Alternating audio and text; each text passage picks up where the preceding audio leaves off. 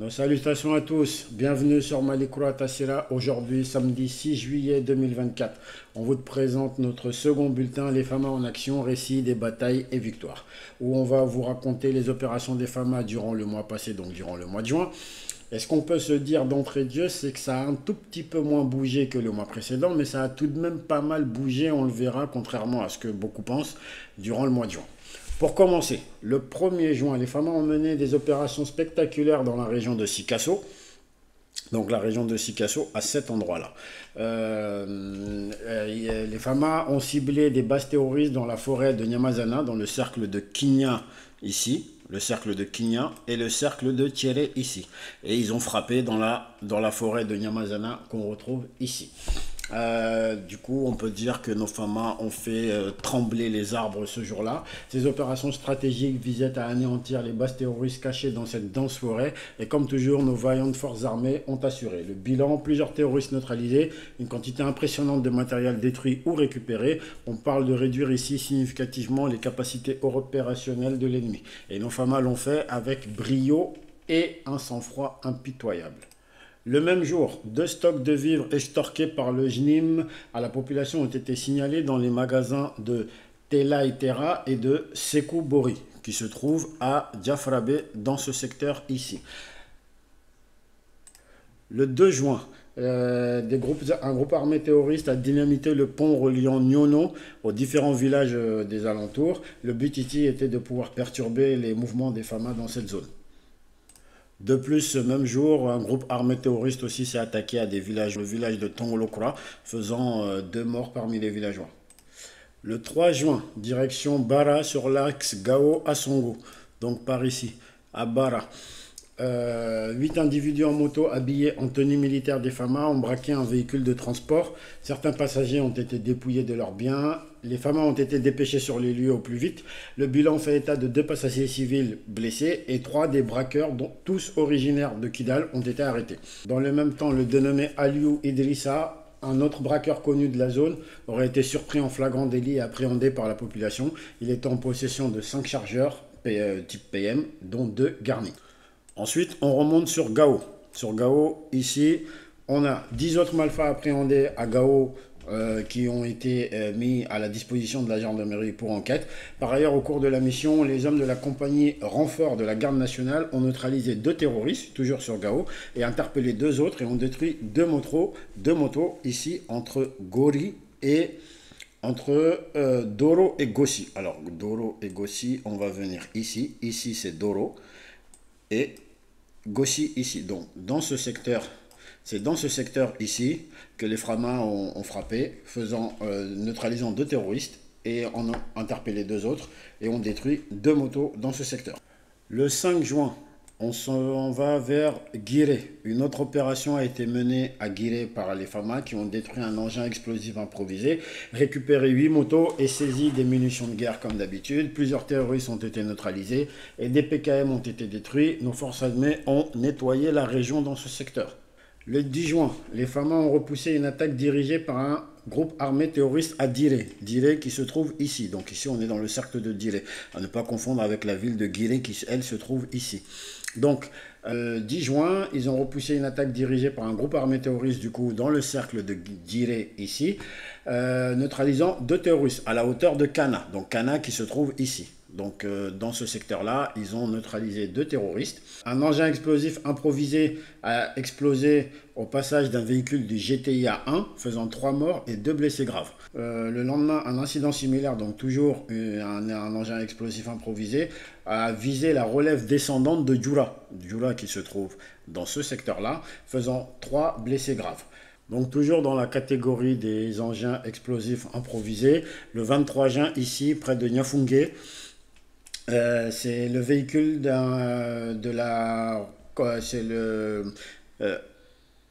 donc toujours dans la catégorie des engins explosifs improvisés. Le 23 juin, un engin explosif improvisé a explosé au passage d'un véhicule de la corvée soupe de l'axe Niafunke Gumbo. Donc Niafunke c'est ici, Gumbo c'est là. Donc la relève de la corvée soupe sur cet axe-là a été attaquée par un engin explosif improvisé. Donc qui a fait 3 morts et 3 blessés graves. Le 12 juin, direction Gao, les FAMA ont, vers Afelafay, les FAMA ont arrêté ont surpris et arrêté 2 braqueurs. Abdullamine Ismaël, 27 ans, Faisal Aguissa, 26 ans, bilan 2 PM et 4 chargeurs non garnis récupérés. Du coup, un autre groupe de 10 braqueurs a été arrêté non loin de Gao, ici dans ce secteur, et mis à la disposition de la gendarmerie de Gao pour des enquêtes. Toujours dans le secteur de Gao, donc toujours dans le secteur de la ville de Gao. 6 braqueurs ont été interpellés à Kadji. Kadji qu'on va retrouver ici, dans ce secteur. Ils ont été arrêtés par le génie militaire. Dans le lot, on dénombre Mohamed Ag Abdullah, Taourou Ag Wadoussa, Oussama Ag Husseini, Boula Ag Kourey, Moussa Ag Issoufou, Agali Ag Mohamed. Des témoins civils de Gao ont reconnu les individus comme étant les braqueurs de la RN16, donc la RN16 qui part d'ici et qui relie Gao à Kona. Donc quand on regarde la RN16, en fait, elle relie Gao, c'est cet axe-là qui va aller jusqu'à Kona ici, qui va relier jusqu'à, on est toujours sur la RN16 qui va aller relier jusqu'à Kona qui se trouve dans ce secteur-là. Là, on est toujours sur la RN16, donc Kona ici. Donc c'est sur cette route-là, ces braqueurs s'est vissé sur cette route-là. Et ils ont été remis à la gendarmerie nationale comme il se doit. Le 13 juin, de retour de la mission de Douanza. Ici, Douanza, qu'on retrouve par là. Le 13 juin, de retour de mission de Douanza, ici dans ce secteur. Et les FAMA ont déjoué avec succès une embuscade des groupes armés terroristes à 33 km au sud de Douanza. Donc 33 km au sud de Douanza, on est par là. Donc 33 km au sud de Douanza. C'est dans ce secteur-là. Ils ont déjoué une attaque. Le bilan fait état de plusieurs terroristes neutralisés, une importante quantité de matériel de guerre composé de AK-47, de chargeurs garnis et de radio talkie-walkie avec chargeurs qui ont été récupérés. Le 14 juin, on s'en va dans le secteur de Indeliman. Dans la zone de la route de Menaka à Songo. Donc par ici, dans le secteur de Indeliman ici, les FAMA en mouvement ont déjoué une embuscade complexe aux véhicules piégés dans le secteur d'Indeliman ici, sur la route Menaka à Songo. Menaka qui se trouve ici et Asongo ici. Donc sur ce tronçon, les FAMA ont déjoué une embuscade complexe. Le véhicule piégé lancé contre la patrouille a été détruit à distance de sécurité. Le souffle de la grande explosion consécutive à la destruction du véhicule piégé a fait 5 blessés FAMA, dont 2 blessés graves. Suite à l'échec de cette embuscade, un groupe d'une dizaine de terroristes a été traqué et détruit dans leur refuge de repli. Un engin explosif improvisé découvert à 102 km d'Asongo. Donc Asongo, on est ici. À 102 km d'Asongo, on se trouve ici. Donc ici, ils ont découvert un engin explosif improvisé que les FAMA ont détruit, du coup qu'ils ont fait sauter sans incident. Le bilan du ratissage de la zone fait état de 32 terroristes neutralisés, 2 véhicules terroristes détruits, de l'armement, des munitions et des matériels de construction d'engins explosifs improvisés ont été récupérés. Le même jour, la relève descendante de Menaka a été prise à partie par des terroristes de l'EIGS, utilisant des tirs et un véhicule piégé faisant 4 blessés côté FAMA. Donc là, c'est la relève de Menaka ici, qui a été attaquée par des terroristes de l'EIGS au véhicule piégé et qui a fait 4 blessés côté FAMA. Le 16 juin, à Gao, les FAMA ont mené une patrouille de grande envergure. Les forces de défense et de sécurité de la région de Gao ont mené dans la nuit du dimanche 16 juin 2024 une patrouille de grande envergure dans la cité des Askia, à Gao. Cette action s'inscrivait dans le cadre de la sécurisation des personnes et de leurs biens à la veille de la fête de Tabaski. Donc le même jour, 4 terroristes armés à bord d'un véhicule pick-up ont mis en place un poste de contrôle près de la zone de Tinzaouaten. Dans la zone de Tinzaouaten, près de la frontière avec l'Algérie ici, donc jusqu'ici, ils ont mis en place un poste de sécurité, empêchant ainsi les camions de transport de marchandises en provenance d'Algérie de se rendre à Kidal et Gao. Le 17 juin, aux environs de 6 heures, les FAMA ont exploité des informations relatives à la présence de terroristes dans la ville de Tourek, à 4 km au sud-est de Kidal. Pendant la fouille, un pick-up conduit par 2 terroristes, y compris Omar El Hadji, propriétaire d'une boutique dans le village, a forcé le dispositif des FAMA, n'a pas obtempéré aux sommations et s'est dirigé vers Tassik. Tassik qu'on retrouve juste là, Tassik. Par ailleurs, 11 suspects terroristes ont été interpellés dans cette opération. Toujours dans le secteur de Kidal, cette fois-ci dans la ville même de Kidal, les FAMA ont découvert des munitions de guerre abandonnées dans la ville de Kidal. Il s'agit d'une caisse remplie de 22 grenades, 2 boîtes de bouchons allumeurs, 2 roquettes de RPG-9, des munitions en vrac de 7,62 mm et de 12,7 mm. Les munitions ont été remises à l'équipe EOD du génie militaire. Toujours dans la même zone de Kidal le 21 juin 2024. Le vendredi 21 juin 2024, dans le cadre de la sécurisation du territoire national, les FAMA ont mené une mission de reconnaissance offensive suivie d'un contrôle de zone dans le secteur d'Abeibara et alentour dans la région de Kidal. Le bilan fait état de 6 terroristes neutralisés ainsi que de 3 postes radio portatifs, 1 PKM, 1 PM et plusieurs munitions récupérées. Aussi plusieurs motos ont été détruites. Le 24 juin, on se dirige dans la zone des 3 frontières, vers Tessit, ou plus précisément à Tin Azizine. Le 24 juin, selon une source externe non officielle, les forces armées maliennes ont mené une opération d'envergure à Tin Azizine, dans la commune de Tessit, dans la zone des 3 frontières. Selon des sources sur place, 3 véhicules ont été incendiés, des dizaines de combattants GAT, donc de groupes armés terroristes, ont été neutralisés, une grande quantité de matériel a été récupérée et plusieurs motos brûlées par les FAMA. Toujours dans la zone des 3 frontières, dans la commune de Tessit, le 25 juin, selon plusieurs sources locales, des hauts placés de l'EIGS ont été neutralisés par une frappe des forces armées maliennes dans la zone des 3 frontières, ici à Fankoïta. À une trentaine de kilomètres du village de Tessit, comme on peut le voir ici, on est aux alentours de 30 km, 29,7 km, donc on peut dire 30 km. Le même jour, donc le 25 juin, les forces armées maliennes ont apporté une assistante en vivres aux populations en détresse de la ville de Tessit, ici. En plus de leurs résultats sur le front, les FAMA apportent aussi une aide humanitaire aux populations, un soutien vital pour les populations locales qui sont dans le besoin, vous l'aurez compris. Le 26 juin, on retourne vers Menaka. Le 26 juin, Un accrochage a eu lieu entre les FAMA et un groupe armé terroriste dans le secteur de Ménaka. Plusieurs bases terroristes ont été détruites et plusieurs assaillants ont été neutralisés, notamment à In Ababan qu'on va retrouver ici. À In Ababan, ou certains appellent In Araban. Aussi à Infokalital qu'on va retrouver dans ce secteur-là. Et à Akabar qui se trouve lui plutôt ici. Akabar et à Tamakort qui se trouve dans ce secteur-là. Donc dans toute cette zone-là, les FAMA ont mené des frappes qui ont neutralisé plusieurs terroristes dans ces trois secteurs-là, dans la zone de Ménaka, au niveau des trois frontières aussi. Le 27 juin, toujours à Ménaka. Le 27 juin, toujours à Ménaka, le checkpoint sur la route d'Andelboukan, donc Andelboukan qui se trouve ici, donc le checkpoint qui se trouve dans ce secteur-là, a fait l'objet d'une attaque terroriste. Cette attaque a été repoussée et plusieurs terroristes ont été neutralisés par les FAMA. On apprend de sources non officielles mais sûres, accompagnées d'images vidéo, que les terroristes de Daesh ont attaqué le poste de sécurité aux abords de la ville, sur la route d'Andelboukan. Les images de leurs cadavres jonchant le sol témoignent de la virulence de la riposte de nos FAMA. C'est ainsi la 4e fois que Daesh mord la poussière en essayant d'attaquer la ville de Ménaka. On dit bravo à nos vaillants soldats.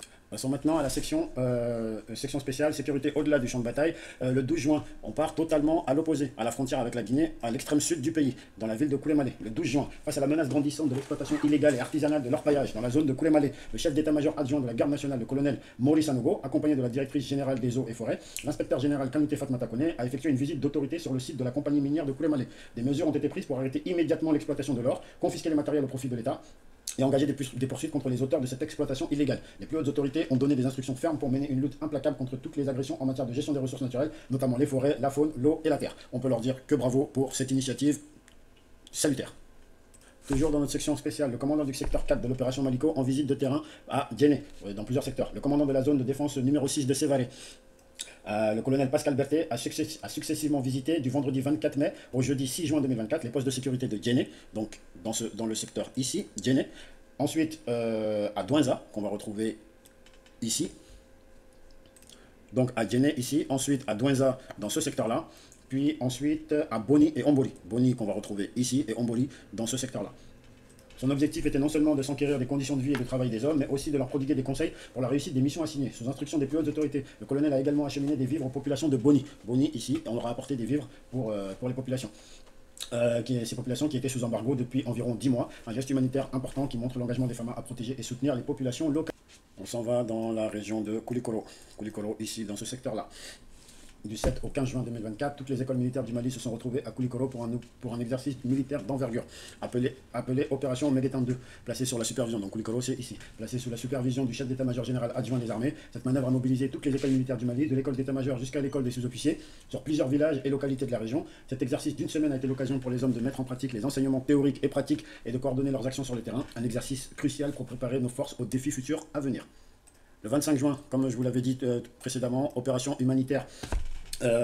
Assistance humanitaire aux populations de Tessit. Les forces armées maliennes ont apporté une assistance ici, dans le village de Tessit, ont apporté une assistance en vivres aux populations en détresse de Tessit. En plus de leurs résultats sur le front, les FAMA apportent aussi une aide humanitaire aux populations, un soutien vital qui montre que nos forces armées sont non seulement des guerriers, mais aussi des protecteurs et des aidants de leur population. Aussi, ce mois-ci, on a eu plusieurs rééditions volontaires de terroristes. Ce mois-ci, on dénombre plusieurs rééditions de volontaires terroristes, la majorité étant très jeunes, voire souvent des mineurs. Cela montre que les actions des FAMA sont efficaces et que les ennemis réalisent que leur seule option est la réédition ou le repos éternel. Nos FAMA sont des professionnels et sont en mesure de gérer ce nouveau phénomène, offrant une chance à ces jeunes de pouvoir un jour se réintégrer dans la société. Et pour conclure cette section, on va dire des opérations hors du champ de bataille, on a eu fin mai, début juin, l'exercice Tara Nakal, qui veut dire amour de la patrie en tamashek, qui a eu lieu au Niger dans la ville de Tilia. Donc, les armées de l'Alliance des États du Sahel, donc de l'AES, regroupant le Burkina Faso, le Mali et le Niger, ainsi que celles du Togo et du Tchad, ont pris part à un exercice conjoint dans la localité nigérienne de Tilia, dans le nord-ouest ici du Niger. On est au Niger, ici. Niger. Donc, cet exercice a eu lieu près de la frontière malienne. Depuis le 20 mai 2024, un exercice national d'envergure baptisé Taranakal, qui veut dire amour de la patrie en langue tamashek, a été réalisé dans la région de Tilia, au centre de formation des forces spéciales. Cet exercice, supervisé par les plus hautes autorités, visait à renforcer l'interopérabilité et la coopération entre les forces militaires des pays participants. Cet exercice a pris fin donc le 3 juin et a réuni les forces armées du Burkina Faso, du Mali, du Togo, du Tchad et du Niger. En plus des manœuvres tactiques, l'exercice comprenait aussi des activités sociales au profit des populations locales, dont des consultations médicales et des opérations chirurgicales. Une belle initiative qui montre l'engagement de nos forces à protéger et servir. Et ce sera tout pour ce mois-ci. Et voilà, ce mois de juin a été, comme je vous l'avais promis, bien rempli pour nos FAMA, avec de nombreuses opérations réussies et des actions significatives pour la sécurisation du pays. Bravo